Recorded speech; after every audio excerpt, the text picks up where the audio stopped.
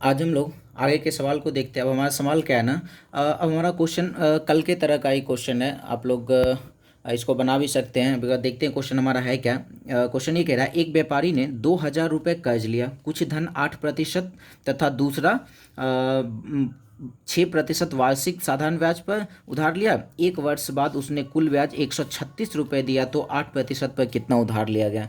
कल ये चीज़ें बता रखे हैं कि जब भी ऐसा सवाल मिले ना, हमेशा एलिगेशन पे काम करना होता है कि कुछ धन कुछ रेट पे ले, बाकी बचा हुआ धन, या कुछ धन कुछ और रेट पे ले, बाकी क्या हो ना, ओवरऑल क्या हुआ, ब्याज दिया हुआ हो। तो ऐसे सवाल को हमेशा एलिगेशन से लगाते हैं। एलिगेशन लगाने के लिए क्या होता है ना, एक हमें रेट निकालना होता है। रेट का फॉर्मूला क्या होता है, तो रेट का फॉर्मूला हम लोग निकालते हैं तो क्या होता है, ब्याज गुना 100 और बटे मूलधन गुना समय निकालते हैं ना, एक ओवरऑल रेट निकलता है हमें। तो ब्याज हमारा कितना है, तो 136 रुपये ब्याज है, और साथ ही साथ 100 और बटे में मूलधन हमारा जितना रुपये उधार दिया गया वही हमारा ओवरऑल मूलधन, और नीचे एक वर्ष बाद बोला गया है तो यहाँ पे रख लेते हैं एक। अब इसको सॉल्व करते हैं, 2 0 ख़त्म करते हैं 2 से ये 10 बार में, और 2 से क्या होगा, ये 6 दूना 12 और ये 68/10, मतलब 6.8% क्या है, तो ओवरऑल रेट निकल कर आया। अब हम लोग क्या करते हैं, एलिगेशन लगा देते हैं। एलिगेशन में क्या करते हैं, तो पहला वाला रेट है उसको रखते हैं 8%, फिर दूसरा रेट है 6%, उसको रख लेते हैं, और ये जो ओवरऑल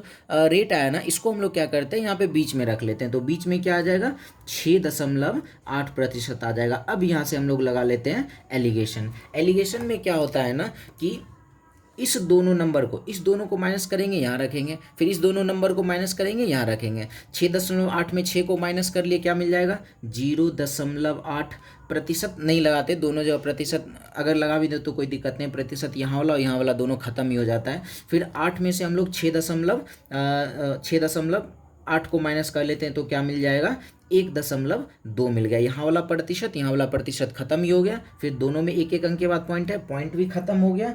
अब हम लोग क्या करते हैं, इसको 4 से 2 बार में, और ये कट जाएगा 4 से 3 बार में। अनुपात क्या मिला, तो 2:3। अब ये याद रखना है ना, ये जो अनुपात होता है ना, ये हमेशा अनुपात होता है किसका, तो ये हमेशा मूलधन का अनुपात होता है। मतलब 8% पे कितना उधार लिया गया, 2। 6% पे कितना लिया गया, 3। यहाँ से टोटल कितना उधार लिया गया, तो 5। क्वेश्चन से टोटल कितना उधार लिया गया था, तो 2000। क्या कहेंगे, यहाँ से टोटल 5 है तो क्या कहेंगे, 5 यूनिट किसके बराबर, तो 2000 के बराबर, क्योंकि यहाँ से 5 यूनिट उधार लिया गया और यहाँ से 2000, इसलिए 5 यूनिट 2000 के बराबर।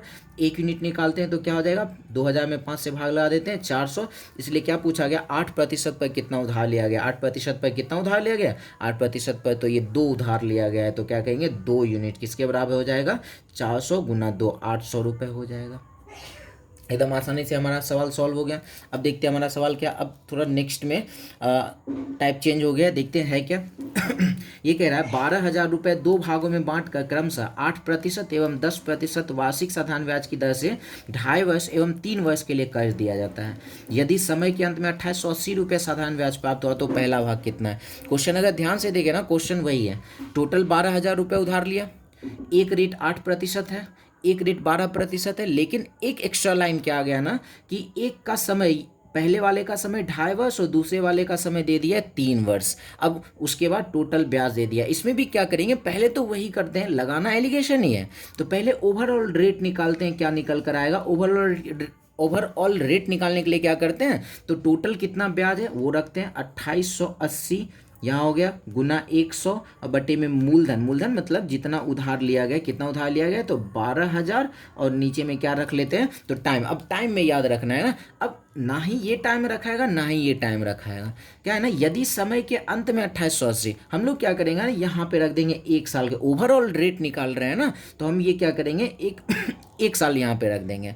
तो हम देखते हैं क्या मिलेगा, तो 1 0 0 ये सारा यहाँ पे ख़त्म हो गया।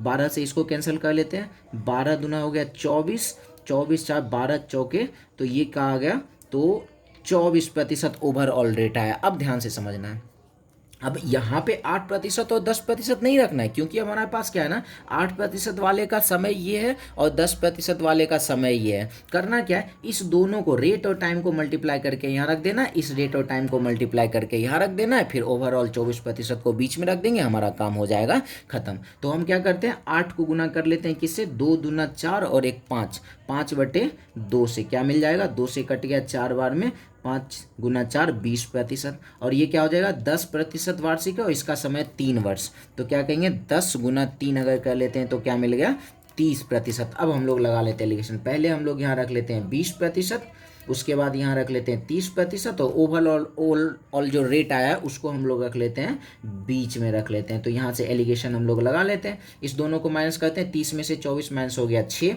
और ये 24 में से 20 माइनस हो गया 4। अनुपात क्या मिल जाएगा 2 से 3 बार में, और ये 2 से 2 बार में। अनुपात क्या मिला तो 3:2। इसका मतलब पहले वाले पे 3 रुपये उधार, दूसरे वाले पे 2 रुपये उधार। टोटल कितना रुपये उधार लिया गया, यहाँ से टोटल 5 उधार लिया गया, क्वेश्चन से टोटल 12,000 उधार लिया गया। तो क्या कहेंगे 5 यूनिट, पहले के जैसा ही काम कर देते हैं। 5 यूनिट किसके बराबर, तो 12,000 के बराबर।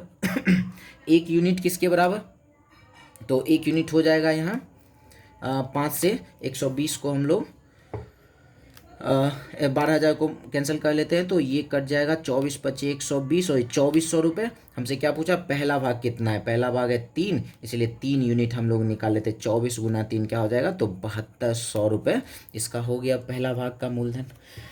अब हम लोग आते हैं नेक्स्ट क्वेश्चन में। क्या है हमारा सवाल, कह रहा है प्रथम 4 वर्ष के लिए एक धनराशि पर ब्याज की दर 3%, अगले 4 वर्ष के लिए 5%, 8 वर्ष से अधिक के लिए 6%, यदि कुल 9 वर्ष की अवधि के लिए साधारण ब्याज 817 रुपये हो तो वह राशि क्या। ध्यान से समझना है।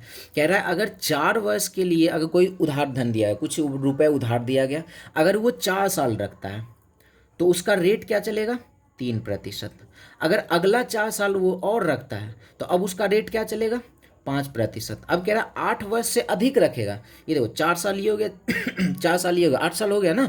8 साल से जैसे ही अधिक रखेगा तो इसका रेट क्या चलेगा 6% चलेगा, यहाँ 8 साल से अधिक वाले के लिए। तो क्या कह रहा है यदि कुल 9 वर्ष में, अब ये देखना है टोटल ये 9 वर्ष रख रहा है ना, 4 वर्ष ये हो गया जिस पर रेट 3 चलेगा, 4 वर्ष ये हो गया जिस पर रेट 5% चलेगा, 4 4 8 साल हो गया, बचा कितना 1 साल। उस 1 साल के लिए रेट क्या हो जाएगा ना, तो ये 6% हो जाएगा। अब टोटल ब्याज 817 है, तो याद है ना ब्याज का प्रतिशत कहाँ से लाते हैं, R/T से लाते हैं। तो R/T को यहाँ मल्टीप्लाई करते हैं, ये 12%, ये 20%, और ये क्या हो जाएगा 6%। टोटल ब्याज देख लेते हैं कितना हो जाएगा, 12 20 और 6 को ऐड कर लेते हैं तो कितना हो जाएगा 20 और 10 30, 30 और 8 38%। यहाँ से ब्याज का प्रतिशत मिला 38%, और क्वेश्चन में ब्याज कितना है 817। तो क्या कहेंगे 38% किसके बराबर 817 के बराबर। पूछा हुआ राशि क्या है, तो राशि हमेशा मूलधन 100% के बराबर, 100% बराबर वॉट निकाल लेते हैं। यहाँ से क्रॉस मेथड में काम कर लेते हैं, जिसके साथ वॉट नहीं है पहले उसको गुना कर लेते हैं, 817 गुना 100,